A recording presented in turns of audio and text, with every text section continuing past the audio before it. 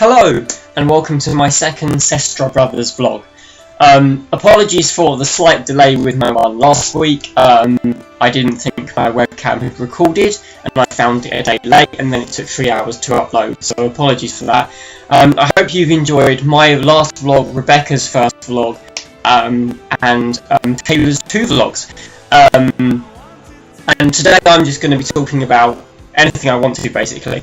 My vlog today is going to be about stuff that I would change about the series.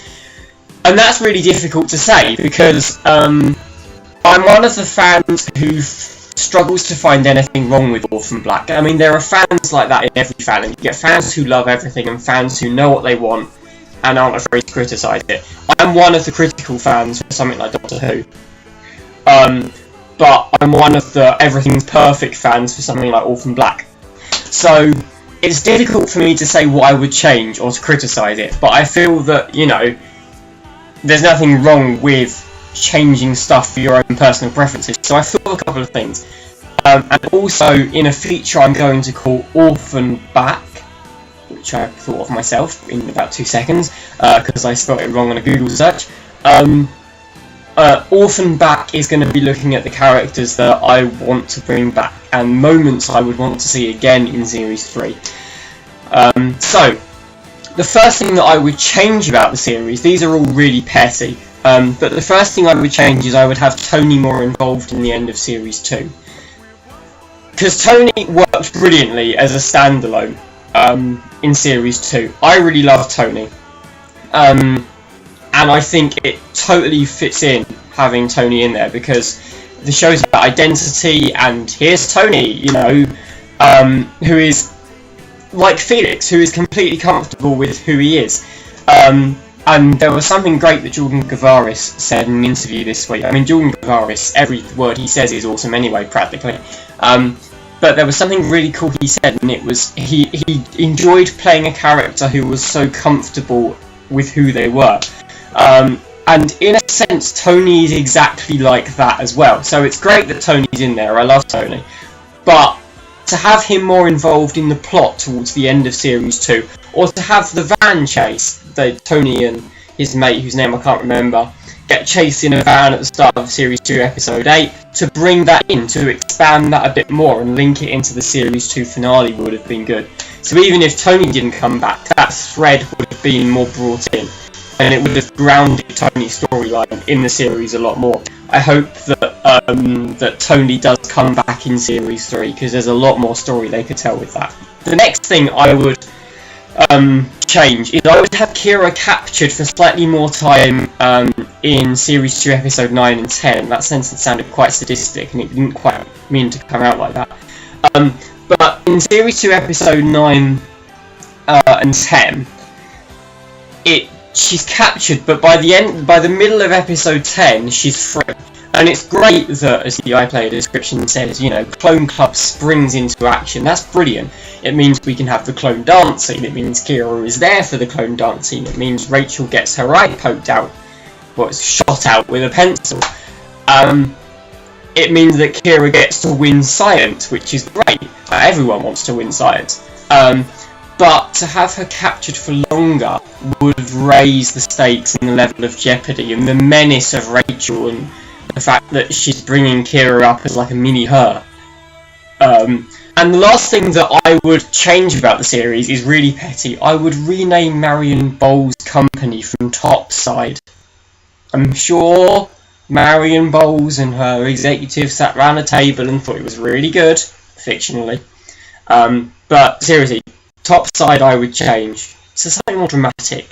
Something like, I don't know, Prometheus or something. That would tie in, you know, nowhere, but it would just sound a bit more dramatic than Topside. So in terms of Orphan Back, the things that I would want to bring back, Tony, obviously one of them. Colin, I want to bring back Colin. You know, he was only in Series 2, once?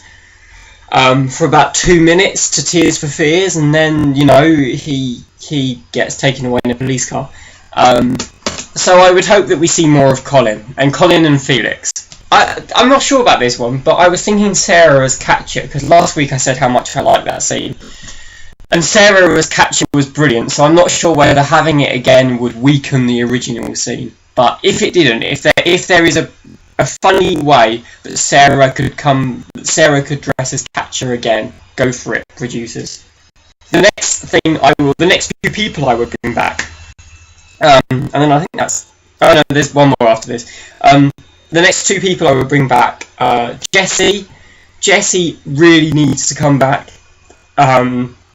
just because he was really cool. And Cal as well. I would love to see more from Cal.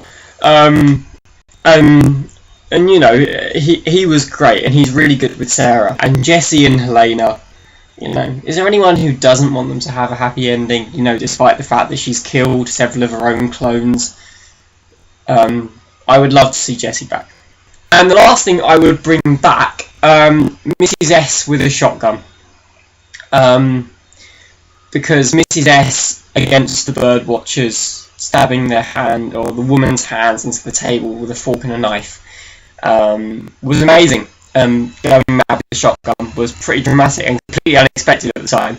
So although it wouldn't be unexpected, I think Mrs. S with a shotgun would be terrifyingly awesome to see again.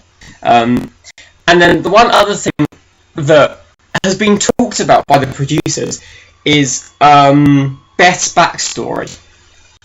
And in a way I'm interested, but in a way I'm not. I kind of like that it was pre-series, it was unexplained, it's there in hints.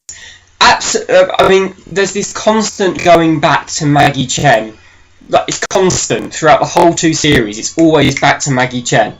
And I've never felt that was such a big part, but they make quite a lot of it. So I would love to know more specifically about Maggie Chen and Beth. But in terms of Beth's backstory, in the sense of, oh, you know, she took lots of pills and she was a bit of a drunk, I'm not as fussed. So, thank you very much. I don't know how much of this video you'll have seen, because I can see I've talked for quite a long time and I'll have cut a lot of it, I imagine.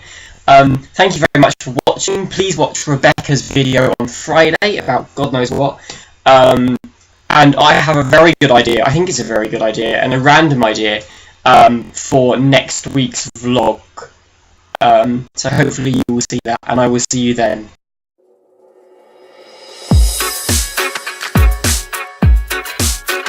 And I would definitely swap round Dylan Bruce and Jordan Gavaris' names on the title sequence.